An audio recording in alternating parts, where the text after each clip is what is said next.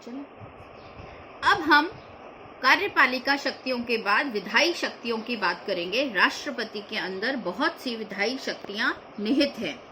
सबसे पहले शक्ति है संसद के अंदर नाम निर्देशन करना। राष्ट्रपति को संसद के दोनों सदस्यों में जितने भी सदस्य हैं उनको नाम निर्दिष्ट करने की शक्ति प्रदान की गई है।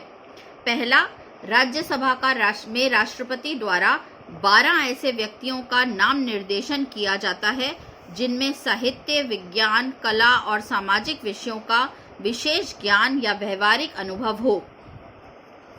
लोकसभा में राष्ट्रपति की राय के द्वारा एंग्लो भारतीय समुदाय का प्रतिनिधित्व पर्याप्त नहीं है तो वह लोकसभा में उस समुदाय के अधिक से अधिक 2 सदस्यों का नाम निर्देशित कर सकता है।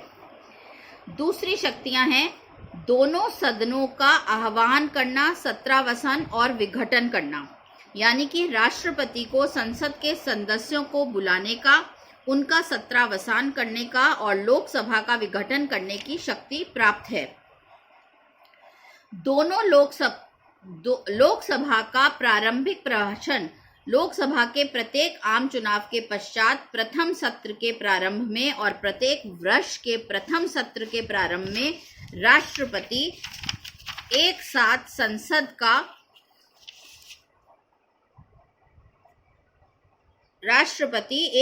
संसद के दोनों सदस्यों में अभिभाषण कर संसद का आह्वान का कारण बताता है। उस सत्र के लिए मंत्रिमंडल के कार्यक्रम की घोषणा और नीति तथा प्रशासन के विषयों पर चर्चा करना भी राष्ट्रपति का ही काम होता है। अगला है राष्ट्रपति के पास अभिभाषण देने और संदेश भेजने का अधिकार है। वह किसी भी सदन को या एक साथ दोनों सदनों को अभिभाषण कर सकता है। फिर राष्ट्रपति की विधायी शक्तियों में आता है प्रतिवेदन को रखना। राष्ट्रपति निम्नलिखित दस्तावेज संसद के पटल पर रखवाता है।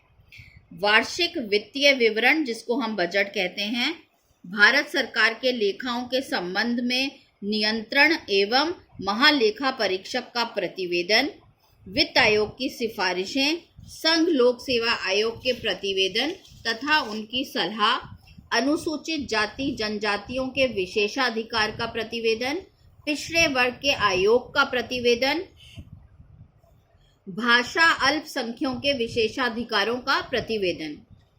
फिर किसी भी विधायन के लिए पूर्वानुमति, संविधान के अनुसार निम्नलिखित विषयों पर विधायन करने के लिए राष्ट्रपति की पूर्वानुमति लेना जरूरी है, जैसे कि नए राज्यों का निर्माण करना या वर्तमान राज्यों की सीमाओं में परिवर्तन करना, किसी भी धन विधेयक को लेकर आना, कोई ऐसा विधेयक जो सही मायनों में धन विधेयक नहीं है लेकिन उसमें भारत की संचित विधि में से व्यय किया जाना है, जैसे कि आजकल कोरोना के आपातकालीन में हमारी संचित निधि में से धन को व्यय करना पड़ रहा है।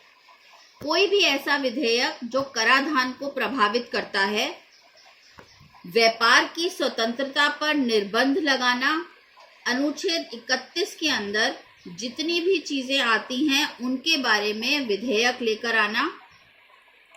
अगली विधायी शक्ति है विधायन को अनुमति या वीटो पावर देना। संसद द्वारा पारित कोई भी विधेयक अधिनियम का रूप तब तक नहीं ले सकता जब तक कि राष्ट्रपति की उस पर अनुमति नहीं होती या राष्ट्रपति के हस्ताक्षर नहीं होते। राष्ट्रपति के पास 3 ऑप्शंस होते हैं कि किसी भी विधेयक को प्रस्तुत किए जाने पर राष्ट्रपति 3 ऑप्शन में से कोई भी एक काम कर सकता है। जैसे पहला, वह विधेयक को अनुमति दे दे तो वह विधेयक जो है पास होकर लॉ बन जाता है। दूसरा, वह विधेयक की अनुमति को रोक दे। तीसरा, अगर उसे ऐसा लगता है कि यह विधेयक विवेकपूर्ण नहीं है तो वह उस विधेयक को पुनर्विचार करने के लिए लौटा सकता है। यदि पुनर्विचार के लिए लौटाए गए विधेयक को दोनों सदन द्वारा संशोधित कर या बिना संशोधित कर पारित कर दिया जाता है तो उस विधेयक पर राष्ट्रपति को हस्ताक्षर करना या अनुमति देना जरूरी होता है। कई बार ऐसा होता है कि संविधान में राष्ट्रपति द्वारा विधेयक को अनुमति देने या इनकार करने या उसको वापस लौटाने के संबंध में कोई सीमा निर्धारित नहीं कर रखी है। अनुच्छेद 111 केवल यह कहता है कि राष्ट्रपति विधेयक को लौटाना चाहता है तो वह विधेयक को उसे प्रस्तुत करने के बाद लौटा देगा।